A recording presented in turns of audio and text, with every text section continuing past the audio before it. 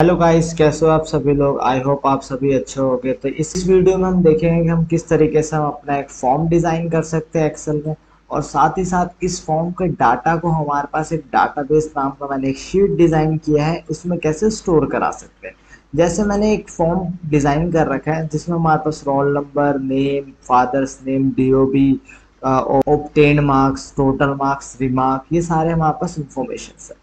जैसे मैं इस सबमिट बटन पर क्लिक करूँगा, यहाँ पे मेरे पास एक डाटाबेस शीट है। डाटाबेस शीट में हमारे पास वही कॉलम्स है और यहाँ पे अभी कोई भी डाटा फिल नहीं है। जब मैं अपने फॉर्म वाले सेक्शन पे जाऊँगा और यहाँ पे जब मैं सबमिट बटन पर क्लिक करूँगा तो क्या होगा, जो हमारे पास रोल नंबर 1 का डाटा तो वो कुछ इस तरीके से स्टोर हो चुका है। अभी मैं क्या करूँगा, इस डाटा को चेंज करूँगा। जैसे यहाँ पर रोल नंबर 2 कर दूंगा, मैं राज कर दूंगा एंड इसका नाम राकेश कर दूंगा। कुछ इस तरीके से मैं थोड़ा बहुत इन्फॉर्मेशन को चेंज कर दूंगा। जैसे यहाँ पे मैं थोड़ा सा डेट को चेंज कर दूंगा, 2003 कर दूंगा। कुछ इस तरीके से मैं मार्क्स कर दूंगा, 180 कर दूंगा। तो यहाँ पे डायरेक्ट हमारे पास फेल आ जाएगा क्योंकि वहाँ पे मैंने फॉर्मूला लगाया है। और जब मैं इस सबमिट बटन पर क्लिक करूँगा तो क्या होगा, मेरे पास वो जो भी हमारा डिटेल है वो हमारे पास डाटाबेस वाले शीट में जाके स्टोर हो जाएगा। ये हमने एक्सेल में डिज़ाइन किया है मैक्रोस की हेल्प से, और साथ साथ थोड़ा सा हमने वीबीए में चेंजेस किया तब हमारे पास ये शीट डिज़ाइन होके आया है। तो चलिए हम आगे इसी वीडियो में जानेंगे हमने ये किस तरीके से डिज़ाइन किया। इसको डिज़ाइन करने के लिए हम क्या करेंगे, पहले तो मैं एक न्यू शीट ले लूँगा जिसका नाम हमारे पास ऊपर टॉप पे शो हो रहा है कि हमारे पास एक न्यू शीट है जिसका नाम है बुक वन। हमने अब तक इस फाइल को सेव नहीं किया। तो हम क्या करेंगे, अब पहले तो हम अपना फॉर्म को डिज़ाइन कर लेते हैं कि मेरे को कौन कौन सी इंफॉर्मेशन लेनी है। जैसे मैंने सोचा है कि मेरे को रोल नंबर चाहिए डाटाबेस शीट में, साथ साथ उसका नेम चाहिए, उसके साथ मेरे को उसका फादर्स नेम चाहिए, कुछ इस तरीके से डीओबी चाहिए, साथ में उसके ऑब्टेन मार्क्स चाहिए, ऑब्टेन मार्क्स।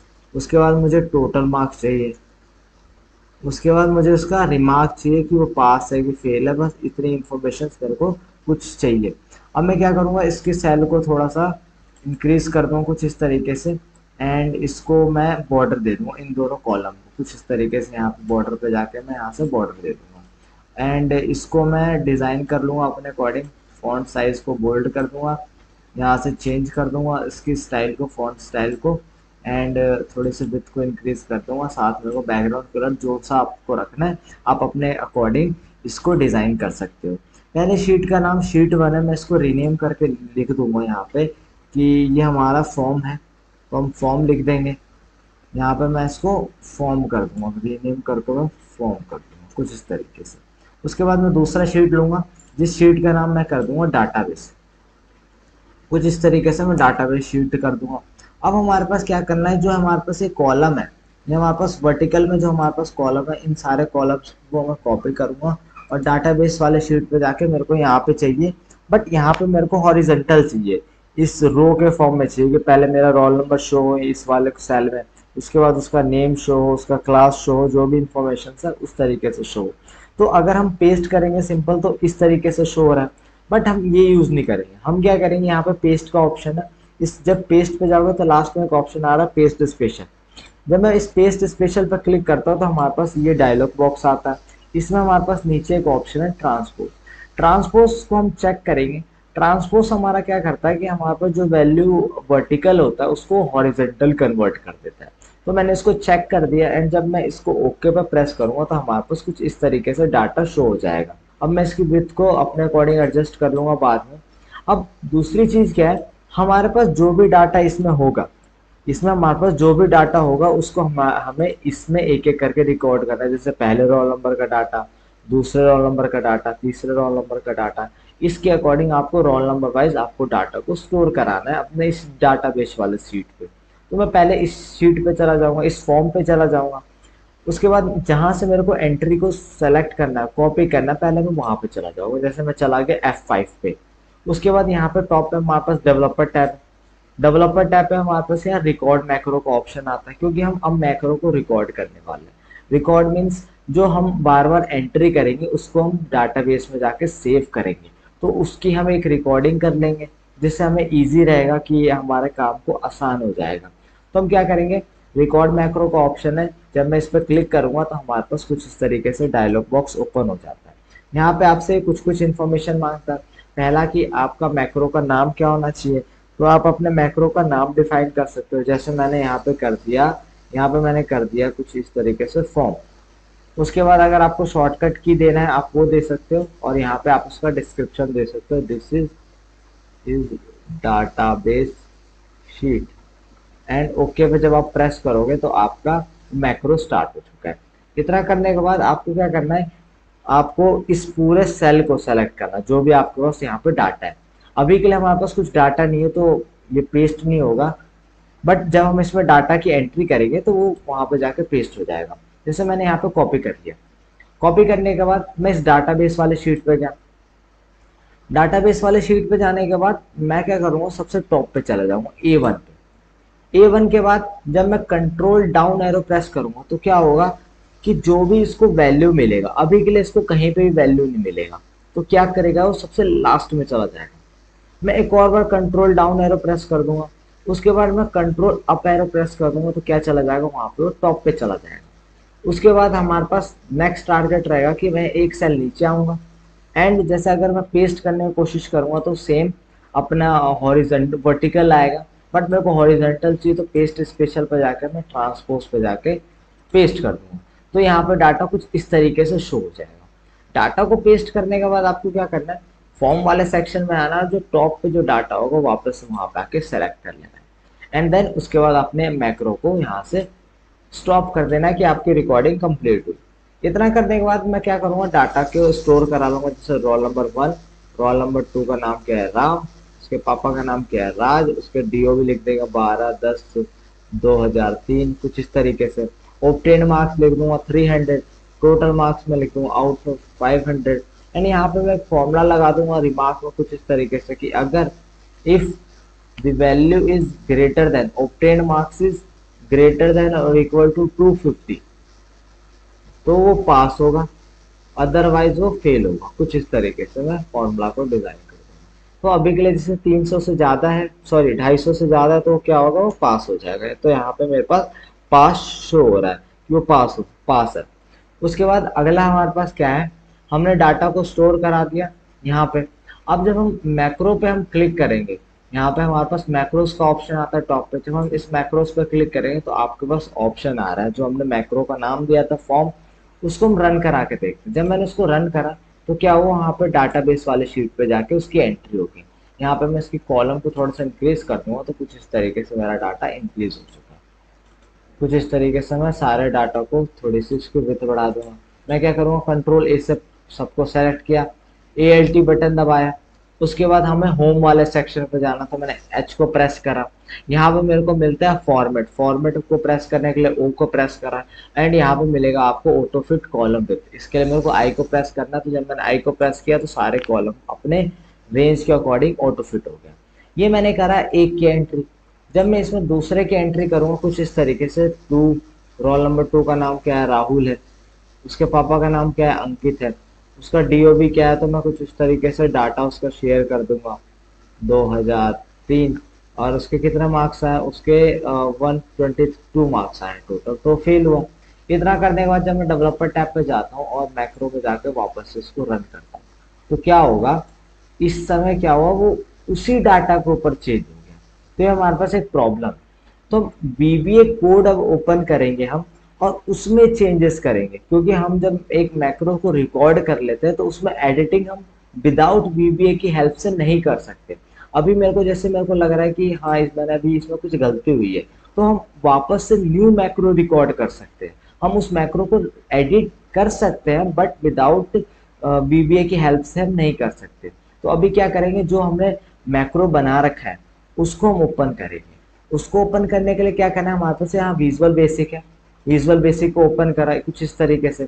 यहाँ पे मेरे को टॉप पे शो भी हो जाएगा जितने भी मैंने मैक्रो को डिजाइन करा है। जैसे यहाँ पे मैंने शायद 3-4 मैक्रो को डिजाइन कर रखा है, तो यहाँ पे मेरे सारे मैक्रो शो हो रहे हैं कुछ इस तरीके से। मैं बुक 1 पे जाऊंगा क्योंकि मेरे पास बुक 1 के अंदर मेरे पास एक मैक्रो है जो मैंने डिजाइन किया। अब इसके अंदर हमारे पास क्या क्या चीजें हैं, हम क्या करेंगे, एक एक करके जनरेट करेंगे। जैसे मैंने स्टेप इनटू पर क्लिक करा, मेरा मैक्रो रन हुआ। उसके बाद दूसरी चीज वो कहाँ जाएगा, रेंज F5 से लेकर F11 तक की चीजों को सेलेक्ट कर लेगा। तो कहाँ पे गया, sheet number form, sheet number 1 या बोलेंगे फॉर्म वाले शीट पे गया और उसने उस पूरे कॉलम को सेलेक्ट कर लिया। और जब मैं फिर से एंटर पर क्लिक करूंगा तो क्या करेगा, वो उस कंटेंट को कॉपी कर लेगा। कॉपी करने के बाद क्या करेगा, वो डाटाबेस वाले शीट पे जाएगा। डाटाबेस वाले शीट के बाद क्या करेगा, वो रेंज वाले सिलेक्शन पे जाएगा। रेंज पे मैंने एंटर करा तो क्या करेगा, वो पहले पे A1 पे वो जा चुका है। उसके बाद क्या है, selection and exhale down selection. इससे क्या होगा, जो भी उसको लास्ट वैल्यू मिलेगी, last value in the sense वो 2 पे जाएगा क्योंकि 2 पे उसको वैल्यू मिल रही है। उसके बाद वो फिर से क्या करेगा, selection dot end exhale down, तो क्या करेगा, बिल्कुल एंड में चला जाएगा जो उसकी लास्ट वैल्यू है। उसके बाद हमारे पास लिखा है selection dot end xl up. तो हमारे पास क्या होगा, जो हमारे पास कंट्रोल डाउन एरो या कंट्रोल अप एरो प्रेस करते हैं उसका काम है। Selection dot end xl up से क्या होगा, वो सबसे टॉप पे चला जाएगा, टॉप पे जहाँ पे उसको वैल्यू मिलेगी। उसको वैल्यू कहाँ मिली, उसको वैल्यू 2 पे मिली। अब यहाँ पे लिखा हुआ है कि रेंज फिक्स है। जैसे मेरे को क्या है कि A2 पे ही रहेगा, वो A2 पे रहेगा और उसकी वैल्यू चेंज करता रहेगा। बट मेरे को ऐसा नहीं करना, मेरे को वैल्यू मतलब जैसे यहाँ पे वैल्यू फिल हो चुका है तो मेरे को एक स्टेप नीचे आना है, A3 पे आना है। अब उसके बाद अगर A3 फिल हो जाए तो A4 पे आ जाए, A4 फिल हो जाए तो मैं A5 पे चला जाऊँ। तो इस चीज के लिए हम क्या यूज करेंगे, हमारे पास होता है एक्टिव सेल डॉट ऑफसेट। और इसको हम जब ब्रैकेट को ओपन करेंगे तो वो आपसे बोलेगा कि आपको कितने स्टेप रो वाइज आपको इंक्रीज करना है, मतलब आपको रो वाइज कितने के बाद आपको अपने सेल को सेलेक्ट करना है। तो यहाँ पे लिख दूंगा जैसे मैं एक सेल, मेरे को एक सेल नीचे जाना है, डाउन जाना है रो में, और साथ साथ कॉलम में कितने तरफ लगाना है, कॉमा लगाया मैंने कुछ इस तरीके से। और कॉलम की साइड कितनी विड्थ को इंक्रीज करना है, मेरे को नहीं करना, मेरे को कॉलम में मूव नहीं होना, मेरे को रो रो में मूव होना है, वो भी डाउन। मैंने एक डाउन कर लिया, ब्रैकेट को मैंने ऑफ करा। उसके बाद लिखा मैंने डॉट सेलेक्ट, कुछ इस तरीके से। और ये वाला जो सेक्शन है ना रेंज वाला, इसको मैं कर दूंगा कमेंट। कमेंट कमेंट का मतलब हो गया कि ये यहाँ पे लिखा तो रहेगा बट रिजल्ट आउटपुट में शो नहीं होगा। कमेंट करने के लिए क्या करेंगे, हमारे पास एक स्ट्रिंग का फॉर्म है, हमारे पास सिंगल स्ट्रिंग है, इसको हम लेंगे एंड जब इसको एंटर प्रेस करेंगे तो कुछ इस तरीके से इसका कलर भी चेंज हो जाएगा और हमें पता भी चल जाएगा कि ये मेरे पास एक कमेंट है। तो ये हमारे पास कोड हुआ बेसिकली। अब हम इसको एक एक करके रन करने की कोशिश करते हैं, देखते हैं कि ये रन हो रहा है कि नहीं हो रहा। मैं क्या करूंगा, ये डाटाबेस का जो भी डाटा है मेरे पास पहले वाला, इसको मैं हटाऊंगा। यहाँ से जो मेरे पास डाटा है इस चीज को मैं डिलीट करूंगा। अब एक एक करके मैं एंट्री करता हूँ, जिसमें मैंने करा रोल नंबर 1। रोल नंबर 1 का नाम क्या है, रोल नंबर 1 का नाम है अंकित। उसके फादर नेम क्या है, उसके पापा का नाम है अजय। कुछ इस तरीके से उसका डीओबी क्या है वो आप एंटर कर सकते हो, कुछ इस तरीके से। उसके बाद उसके टोटल मार्क्स कितने हैं, उसके टोटल मार्क्स 400 है। आउट ऑफ कितने हैं, आउट ऑफ 500 है। तो यहाँ पे वो पास शो होगा। आई थिंक यहाँ पे उसका फॉर्मूला रिमूव हो गया, तो हम क्या करेंगे, वापस से फॉर्मूला लगाएंगे कि अगर इफ जो हम वैल्यू को सेलेक्ट करेंगे वो अगर ग्रेटर देन इक्वल टू 250 है तो वो पास यहाँ पे शो होगा, अदरवाइज यहाँ पे वो पास शो होगा, अदरवाइज वो यहाँ पे मैं पास शो करूंगा, अदरवाइज वो फेल शो होगा यहाँ पे। तो इतना करने के बाद जब मैं एंटर प्रेस करूंगा तो वहाँ पे पास शो हो रहा है। जैसे अगर मैंने इसकी वैल्यू 100 कर दिया तो वहाँ पे फेल शो होगा। तो जो भी इसकी रियल वैल्यू है मैंने उसको इंसर्ट करा दिया, ठीक है। एंड सबका अलाइनमेंट मैं एक तरफ कर दूंगा, होम टैब पे जाके सबका अलाइनमेंट में लेफ्ट कर दूंगा, कुछ इस तरीके से। इतना करने के बाद क्या करना है मेरे को, मैं डेवलपर टैब पे जाता हूँ। डेवलपर टैब पे जाके मैक्रो पे प्रेस करूंगा, मेरे पास फॉर्म नाम का बना हुआ है। अब मैं इसको रन पे प्रेस करेंगे। जब मैं इस रन पे क्लिक करूंगा तो क्या होगा, पहला एंट्री हो जाएगा कुछ इस तरीके से। अब मैं इसको चेंज करके देखता हूँ कि मेरे को रोल नंबर 2 की एंट्री करनी है, तो मैंने यहाँ पर 2 लिख दिया। 2 पे किसकी एंट्री करनी है, मेरे को अमन की एंट्री करनी है, तो मैंने यहाँ पे अमन लिख दिया। उसके फादर्स नेम की एंट्री करनी है, मैंने वो लिख दिया। उसका डीओबी मैं रहने दूंगा, यहाँ से मार्क्स चेंज कर दूंगा। एंड देन उसके बाद वहाँ पे वो फेल शो हो रहा है क्योंकि उसके 250 से कम मार्क्स है। अब जब मैं इस मैक्रोस पे जाऊंगा एंड यहाँ पे फॉर्म में इसको मैं रन करूंगा तो क्या होगा, उसके जस्ट नीचे एंट्री हो जाए। तो हम कुछ इस तरीके से, जैसे मैं फिर से जाके इसकी एंट्री करूंगा तो यहाँ पे फिर से एक और बार एंट्री हो जाएगा, कुछ इस तरीके से। तो हमारे पास कुछ इस तरीके से हम अपने डाटा को एंटर करा सकते हैं। जब हम इसको कोड को शो कराना है तो हम यहाँ पे इसका कोड भी एक बार समझ लेते हैं कि क्या लिखा है इस कोड। पहले हमने सब लिखा, सब से हमें पता चल गया कि हमारा एक मैक्रो बनना चालू हो चुका है। यहाँ पे हमने फॉर्म लिखा, फॉर्म हमारा मैक्रोस का नाम है, ये हमारे पास डिस्क्रिप्शन है। उसके बाद यहाँ पे लिखा जो भी आपका रेंज है F5 से लेकर F11 तक, उसको सेलेक्ट करना है और उसके बाद उसको कॉपी करना है, वहाँ से आपको कंटेंट को कॉपी करना है। उसके बाद डाटाबेस वाले शीट पे जाना है, वहाँ पे पहले ए पे जाना है जो हमारा सेल ए है यहाँ पे। उसके बाद वहाँ से हमें कंट्रोल डाउन एरो प्रेस करना है, उसी का मतलब है हमारे पास selection dot end dot Excel down dot selection. तो उससे क्या होगा, आप यहाँ पे थे तो उसको जहाँ पे वैल्यू मिलेगा, जैसे लास्ट वैल्यू उसको यहाँ पे 2 पे मिलना है तो वहाँ पे जाएगा। उसके बाद हमने नेक्स्ट लाइन में लिखा है कि फिर से हमारे पास डाउन एरो चले जाए, तो उससे यहाँ से कहाँ चला जाएगा, बिल्कुल एंड में चला जाएगा जो हमारा लास्ट सेल है। उसके बाद यहाँ से फिर से वो selection dot end xl up, तो हमारे पास अप से हमारे पास कहाँ आएगा, जैसे हमारे पास लास्ट वैल्यू नीचे से यहीं पे मिल रहा है तो यहाँ आएगा। इतने यहाँ पे आने के बाद क्या होगा, अगले लाइन में हमने लिखा है कि active cell dot offset range में हमने लिखा है कि हमें एक रो को छोड़ना है, मतलब एक नीचे स्टेप पे आना है, एक रो नीचे आना है, तो हम एक रो नीचे आएंगे, हम यहाँ पे आ जाएंगे। और कॉलम में हमारा कोई इंक्रीमेंट नहीं है, हम कॉलम को इंक्रीज नहीं करना चाहते, तो कॉलम हमारा 0 ही था। उसके बाद हमने जो वैल्यू को कॉपी करा था उसको पेस्ट करना है किस फॉर्म में, ट्रांसफॉर्म के फॉर्म में, तो हमारे पास ये वाला आउटपुट आ गया। उतना करने के बाद हम वापस से कहाँ गए, फॉर्म वाले सेक्शन में गए, हमारे फॉर्म वाला शीट था उसमें गए, एंड फॉर्म वाले शीट में जाने के बाद हम F5 पे जाके स्टॉप हो गए। तो हमने इस तरीके से एक VBA कोड को जनरेट किया। बेसिकली हमने तो खुद मैक्रो की हेल्प से किया जनरेट, आप कोशिश करिए कि इसी तरीके का फॉर्म कोड की हेल्प से जनरेट करने का, कुछ इसी तरीके से होगा नॉर्मली, जैसे हमने मैक्रो की हेल्प से किया। उसके बाद हम क्या करेंगे, यहाँ पे हम एक शेप को इंसर्ट करा लेंगे। यहाँ पे हमारे पास शेप है, यहाँ से हम एक काम करेंगे, एक शेप को इंसर्ट करा लें कुछ इस तरीके से। मैंने शेप लिया, इसको थोड़ा सा मैं फॉर्मेट कर दूंगा, यहाँ पे मैं इसका बैकग्राउंड कलर चेंज कर सकता हूँ। एंड जब मैं इस पर डबल क्लिक करूंगा तो हम लिख देंगे सबमिट। सबमिट लिखा मैंने, कंट्रोल ए से सेलेक्ट किया, इसे कंट्रोल ए से सेलेक्ट किया, इसको मैंने सेंटर में किया एंड इसकी साइज को थोड़ा सा इंक्रीज करा, और यहाँ से मैं इसके फॉन्ट के कलर को स्टाइल को चेंज कर लेता हूँ कुछ इस तरीके से। एंड क्या करूँगा, जब मैं इस पर राइट क्लिक करूँगा इस फॉर्म पे, यहाँ पे लिखा हुआ है असाइन मैक्रो। जब आप असाइन मैक्रो पे क्लिक करते हो तो आपने जितने भी मैक्रो डिजाइन कर रखे वो सारे यहाँ पे शो होता है कुछ इस तरीके से। मेरे को फॉर्म वाला मैक्रो चाहिए, मैंने फॉर्म को क्लिक करा एंड ओके पे प्रेस करा, तो क्या होगा, जो भी आपके एंट्री है उसको जब आप उस पर क्लिक करोगे तो क्या होगा, उसका देखो जाके वो डाटाबेस में स्टोर होगा कुछ इस तरीके से। अब आप एक नई एंट्री करके देखोगे, जैसे रोल नंबर 3 की एंट्री करनी है, 3 वाले का नाम क्या है, 3 वाले पे नाम लिखा हुआ है अभिषेक।